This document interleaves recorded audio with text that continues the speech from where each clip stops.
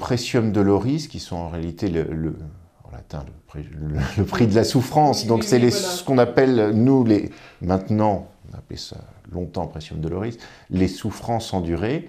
Ça fait partie effectivement de l'indemnisation que les victimes peuvent avoir. Et donc c'est une souffrance morale, mais ça peut être aussi une souffrance physique.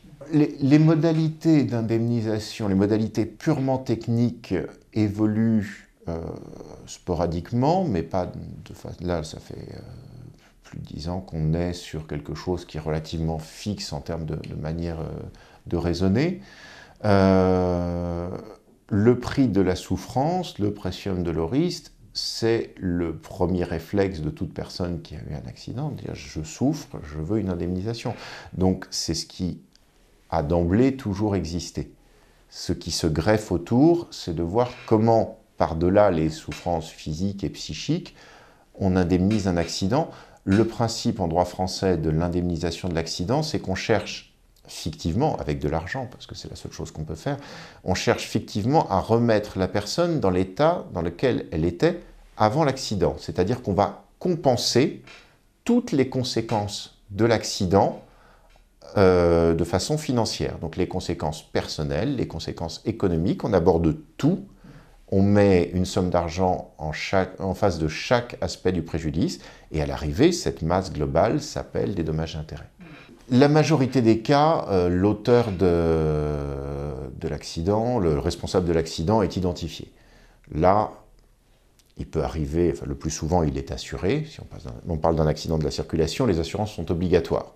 Donc, malheureusement, il y a des gens qui ne respectent pas cette obligation légale, mais dans la majorité des cas, on a un assureur à qui parler, et heureusement. Heureusement, parce que les indemnités peuvent être parfois conséquentes, et on ne peut pas attendre d'un conducteur responsable d'un accident qu'il indemnise sur ses propres fonds sa victime. On ne serait pas sur un système qui serait sain, et ça aboutirait en fait dans la réalité à ce que les victimes ne soient pas indemnisées ou très mal indemnisées, et qu'elles doivent multiplier des démarches complètement folles pour obtenir quelques sous de leur agresseur ou du conducteur responsable. Donc justement, il y a ce système d'assurance, et lorsque soit il y a un accident avec délit de fuite, par exemple, soit on a affaire à un conducteur pas assuré, quand on est sur un système d'accident de la circulation, mais ça peut être aussi une agression physique avec un agresseur non identifié qui vous donne des coups de couteau et qui s'enfuit, ou un agresseur identifié mais dont on soupçonne qu'il n'aurait pas du tout les moyens d'indemniser la victime. Donc dans tous ces systèmes-là, la législation française est très bien faite, puisqu'elle a prévu un système d'indemnisation par fonds de garantie, c'est-à-dire qu'on a un système d'indemnisation public avec de l'argent qui est récupéré par les assureurs, qui financent indirectement ce fonds et qui permet d'indemniser les victimes avec les mêmes règles que lorsqu'un assureur est présent. On applique tout ce que je viens de vous indiquer, mais l'argent n'a pas la même provenance. La seule chose, c'est que la victime a la garantie de pouvoir être indemnisée.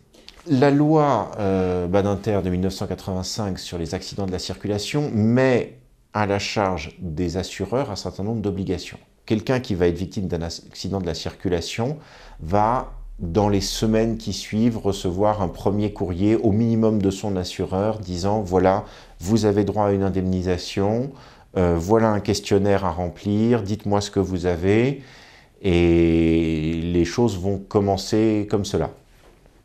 C'est un questionnaire d'ailleurs qui est à considérer avec une certaine circonspection, parce que les assureurs, encore une fois, comme je vous l'ai dit, ne sont pas foncièrement altruistes, ils ont cette obligation légale-là, et leurs questionnaires sont parfois un petit peu orientés. Par exemple, on demande à la victime de diagnostiquer elle-même ce qu'elle a, on ne lui demande pas un dossier médical, on lui demande de remplir elle-même les pathologies qu'elle a. Jusqu'à présent, c'est le cas.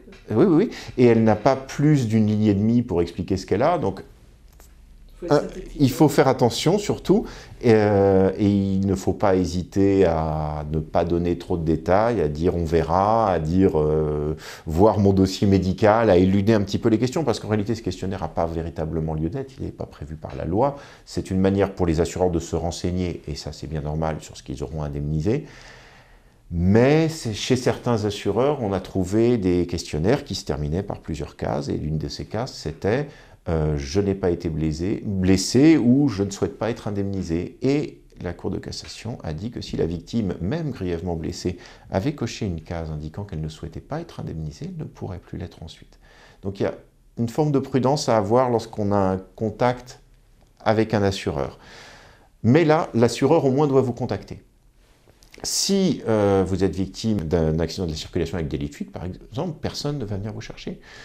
Lorsque vous déposerez plainte à la police, on vous informera, on vous remettra un formulaire avec quelques informations que beaucoup de gens ne lisent pas, ou mal, ou ne comprennent pas. Et là, il y a des démarches à faire, et des démarches à faire rapidement, puisque un fonds de garantie, ça se contacte dans les 3 ans de l'accident. Ça va très vite, 3 ans, lorsqu'on est blessé physiquement. Et au-delà de 3 ans, on n'a plus droit à cette indemnisation par la solidarité nationale. Donc voilà, on a des victimes qui sont dans des régimes juridiques différents, en plus, qu'elles ne sont pas elles-mêmes capables d'appréhender, et c'est pour ça que moi j'aurais tendance à considérer au minimum de prendre un conseil, soit auprès d'un avocat, soit auprès d'un médecin spécialisé dans la défense des victimes, soit auprès d'une association, mais auprès de quelqu'un qui peut au minimum donner une direction. Les gens manquent d'une boussole, c'est vraiment ce qu'ils viennent chercher au départ, c'est une information. Après, ils demandent une aide, après ils demandent des conseils, après on les guide, mais au départ ils ne savent juste pas où s'adresser.